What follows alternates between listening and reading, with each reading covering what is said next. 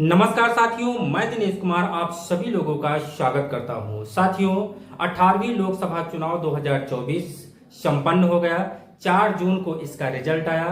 कोई भी पार्टी बहुमत हासिल नहीं कर पाई। अगर किसी भी पार्टी की सरकार बनती है तो वो सहयोगी दलों की सहायता से ही सरकार बना पाएगी।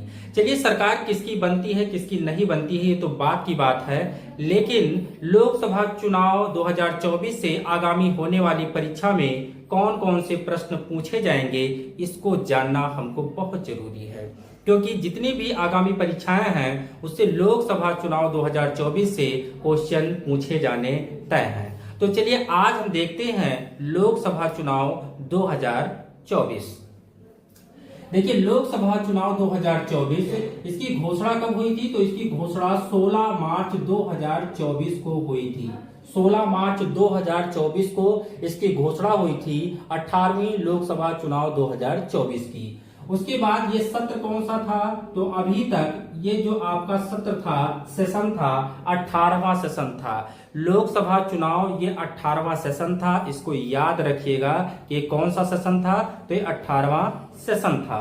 उसके बाद देखिए, अगर ये 18वां सेशन चुनाव जो है 2024 के मुख्य चुनाव आयुक्त कौन थे? तो राजीव कुमार थे। कौन थे? राजीव कुमार हैं। इन्हीं की उपस्थिति में 18वां लोकसभा चुनाव 2024 संपन्न हुआ।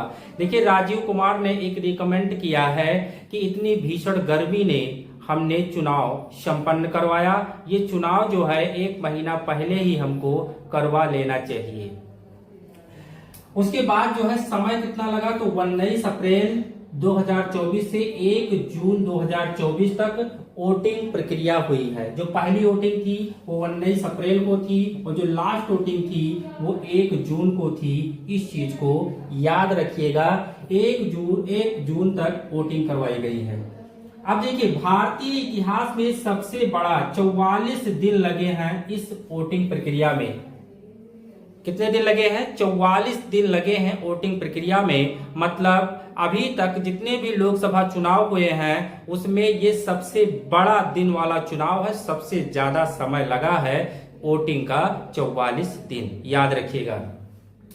उसके बाद कितने चरणों में चुनाव संपन्न हुआ है? तो 7 चरणों में चुनाव जो है संपन्न हुआ है। 19 अप्रैल 1 जून तक 7 चरणों में 2024 18वीं लोकसभा का चुनाव संपन्न करवाया गया है। मतगणना कब हुई है? तो मतगणना 4 जून 2024 को मतगणना हुई है। उसी दिन जो है इसका रिजल्ट आया है।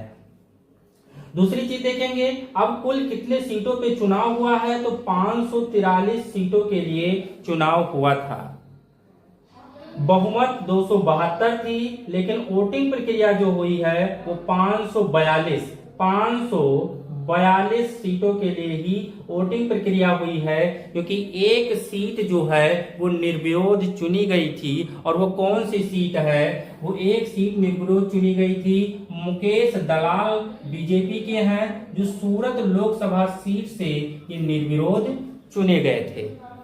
इस चीज को याद रखिएगा, क्योंकि ये क्वेश्चन आपसे पूछा जा सकता है कि 18वीं लोकसभा चुनाव में जो वोटिंग प्रक्रिया हुई वो कितने सीटों के लिए हुई? तो 543 सीट तो है, लेकिन 542 सीट के लिए ही वोटिंग हुई है, क्योंकि एक सीट जो है मुकेश दलाल जो है सूरत लोकसभा सीट से जो है वो निर्विरोध चुने गए थे।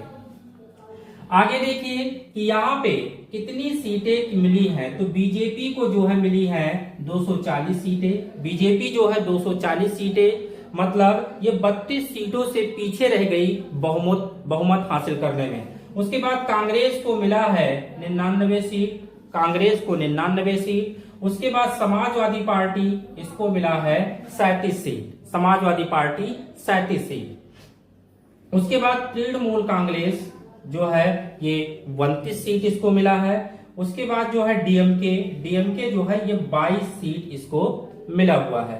उसके बाद जो है तेलुगु देशम 16 सीट मिली है इसको। और जनता दल जो है ये 12 सीट मिली है, कि नीतीश कुमार वाली 12 सीट है जनता दल यूनाइटेड। शिवसेना को मिली है 9 सीट। और उसके बाद एनसीपी को मिला है, शरद पवार की पार्टी को 8 सीट, और शिंदे गुट को मिला है, जो शिवसेना का एक भाग हुआ करता था, 7 सीट मिला है। तो ये हो गया शीर्ष 10 राजनीतिक पार्टियां जो जीतने के अनुसार इनको सीटें जो मिली हैं, वो ये पूछा जा सकता है। उसके बाद अब देखिए जो 5 शीर्ष पार्टियां हैं जिनको वोटिंग प्रतिशत मिला है, वो देख लीजिए थोड़ा।